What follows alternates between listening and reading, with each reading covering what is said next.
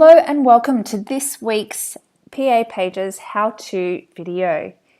Last week we had a look at how to insert a shape and add an image inside that shape in Microsoft Word. This week we're going to have a look at the exact same thing but in Microsoft PowerPoint. So to get started, all you need to do is click on Insert, either up here in the top menu or Insert on the ribbon here, and then select Shapes. Select the shape that you want to insert, draw that shape,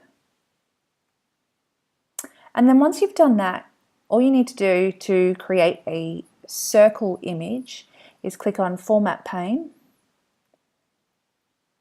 select Fill, click on the Fill arrow, then select Picture or Texture Fill, insert picture from File, so this is where you can go and select your picture.